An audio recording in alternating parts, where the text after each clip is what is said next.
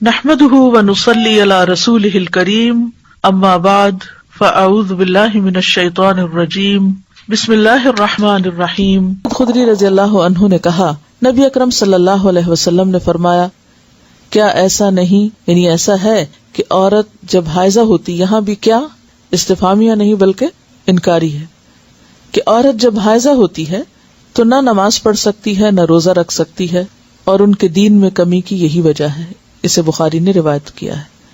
یعنی بہرحال انسان جب ایک عبادت نہیں کر رہا ہوتا تو اس کی کمی تو واقع ہو رہی ہوتی، ہاں یہ کمی پوری کہاں سے ہوتی؟ دوسری طرف جس سبب سے وہ روزہ نہیں رکھ رہی، مثلا دودھ پلانے کی وجہ سے، تو وہاں دودھ پلانے کا جو اجر ہے وہ اس کو الگ طور پر مل رہا ہے۔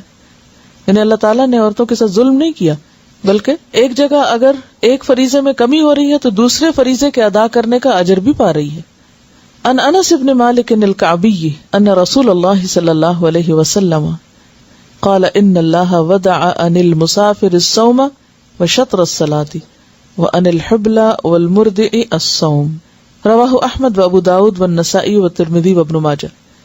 حضرت انس بن مالک الکعبی سے روایت ہے، رسول اللہ صلی اللہ علیہ وسلم نے فرمایا، اللہ تعالی نے مسافر کو روزہ مؤخر کرنے اور نصف نماز کی رخصت دی ہے، جبکہ حاملہ اور دودھ پلانے والی عورت کو روزہ مؤخر کرنے کی رخصت دی ہے۔ یعنی ویسے تو یہ رخصت کس کے لیے ہے؟ روزہ بعد میں رکھنے کی، مسافر کے لیے یا مریض کے لیے، لیکن حاملہ مریض تو نہیں ہوتی، یا دودھ پلانے والی نہ مسافر ہوتی ہے نہ مریض ہوتی ہے، تو ان دونوں کو بھی بعد میں روزے رکھنے کی اجازت ہے۔ یعنی یہ نہیں کر سکتے کہ اگر کوئی عورت حاملہ اور روزے نہیں رکھ رہی یا دودھ پلا رہی اور روزے نہیں رکھ رہی تو وہ روزے رکھے ہی نہ، نہیں، اس کو روزے رکھنے ہوں گے، بعد میں ان کی قضا دینی ہوگی۔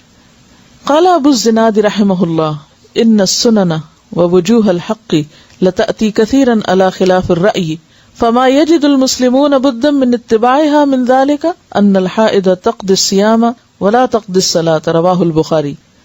حضرت ابو الزناد رحمہ اللہ کہتے ہیں، مسنون اور شرعی احکام بسا اوقات رائے کے برعکس ہوتے ہیں۔ رائے کے برعکس ہونے کا مطلب کیا؟ یعنی انسان کی عقل یا اس کی خیال کے یا خواہش کے خلاف ہوتے ہیں، لیکن مسلمان پر ان احکام کی پیروی کرنا لازم ہے۔ انہی احکام میں سے ایک یہ بھی ہے کہ حائضہ روزوں کی قضا تو دے، یعنی حائضہ عورت روزوں کی قضا تو دے لیکن نماز کی قضا نہ دے۔ اسے بخاری نے روایت کیا ہے۔ وجہ کیا ہے؟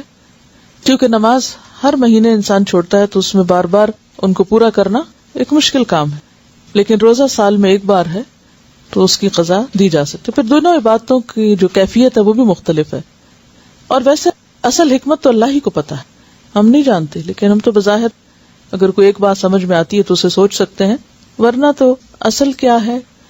اطاعت، اتباع، فرما برداری۔ روزہ رکھ لو، رکھ لیا، کہا چھوڑ دو، چھوڑ دیا، نماز پڑھو، پڑھ لی، چھوڑ دو، چھوڑ دی، قضا کرو، کر لی، نہیں کرو، نہیں کی۔ تو اصل حکم کیا ہے؟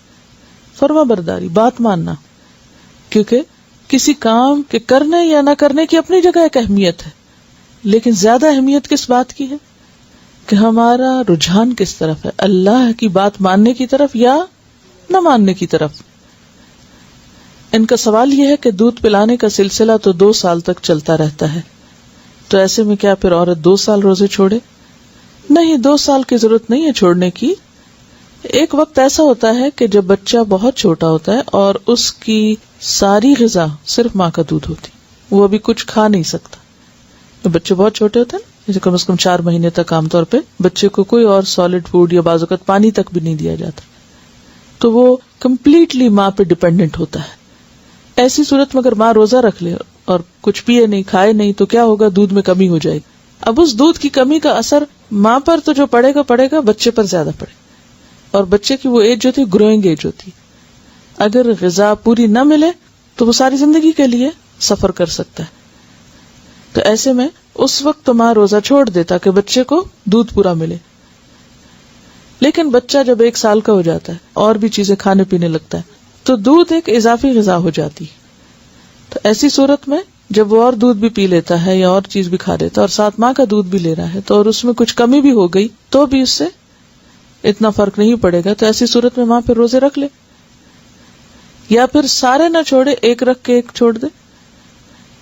تو یہ انڈیویجولس پر ڈیپینڈ کرتا ہے. اور بعض اوقات بعض مائیں چھوٹے بچوں کے ساتھ بھی روزے رکھتی ہیں اور روزے کے ساتھ بھی ان کے دودھ میں کمی نہیں آتی, ان کی ہمت زیادہ ہوتی, تو اس میں بھی یہ صرف رخصت ہے, حکم نہیں ہے کہ بالکل روزہ نہ رکھے. جیسے سفر میں چاہے تو رکھ لے چاہے تو چھوڑ دے, اسی طرح اس حال میں اگر وہ سمجھتی کہ وہ رکھ کے کام چلا سکتی تو روزہ رکھ.